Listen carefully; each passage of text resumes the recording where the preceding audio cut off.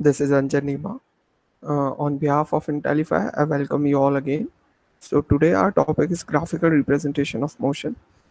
Um, and this is the chapter from motion, subjects are science, physics, class 9. Graphical representation of motion पढ़ने से पहले मैं I just want to clear that graphical representation of motion is nothing but जो भी हम लोग चल रहे हैं, जो भी हम लोग कर रहे हैं, distance, time and basically speed के बीच में graph banana. The graph which I have used in this PPT are not all or not completed. ये मत सोचना कि the graph which I have presented is the only graph.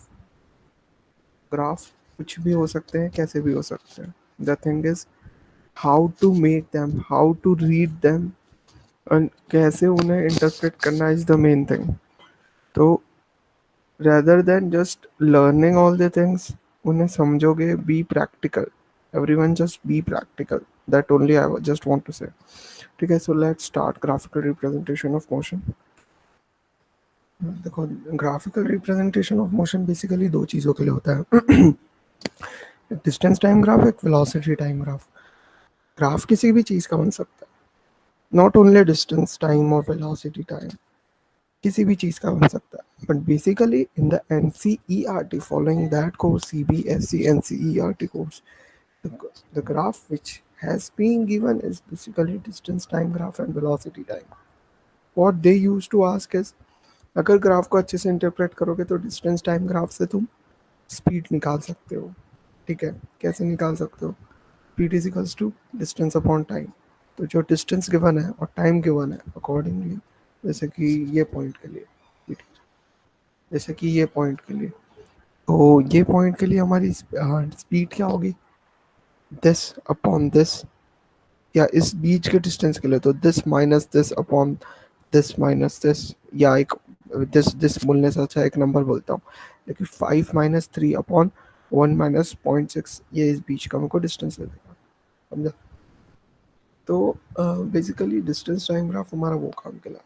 Velocity time graph का main use यही होता है कि velocity time graph से आप डिस्प्लेसमेंट निकाल सकते हो. अब डिस्प्लेसमेंट क्या होता है? Is the well known thing that I have told you in a motion straight line वाले PPT में. तो अगर नहीं गया है तो प्लीज़ उसे वापस से जाओ, उसे गो थ्रू करो, डिस्प्लेसमेंट क्या होता है जानो. फिलहाल डिस्प्लेसमेंट निकालने के लिए what we have to do is दस नथिंग बट एरिया निकालना. किसी भी पर्टिकुलर ग्राफ के बीच का एरिया निकालना is nothing but getting the displacement of that particular thing. Okay,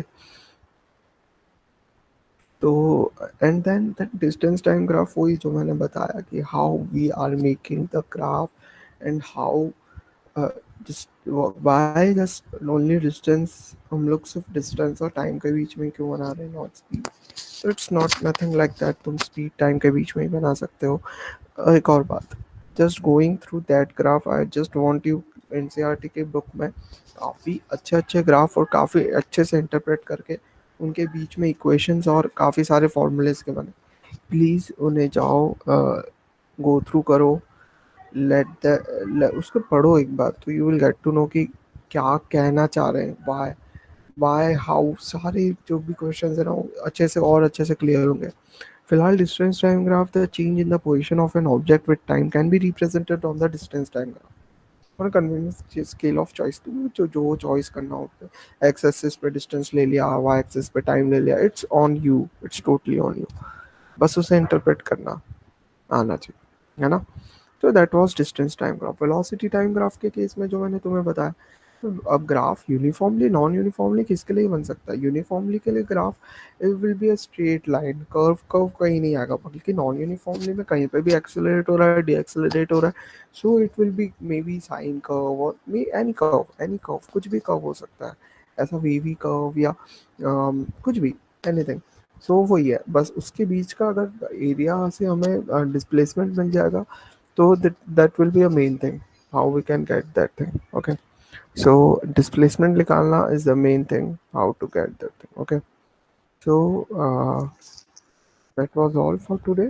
Distance time graph, velocity time graph, hopefully तुम्हें समझ में आ गया हो कि what they want to say and how to interpret them is the main thing. ये दो ही graph यहाँ पे मैंने मेंशन किया क्योंकि एट द एंड अगर तुम्हें ये तो चीज़ समझ में आ जाती है तो you will get to know कि बाकी चीज़ें कैसे क्या काम कर रही है। जैसे यहाँ तुम देखोगे तो यहाँ ऑब्जेक्ट पहले डी एक्सेलरेट हुआ, देन कांस्टेंट हुआ, देन डी एक्सेलरेशन हुआ। सो यही है, मतलब इन्हें कैसे पढ़ना is the main thing to get to know. Okay, so that was all guys, thank you, hopefully तुम्हें सब कुछ समझ में आ गया।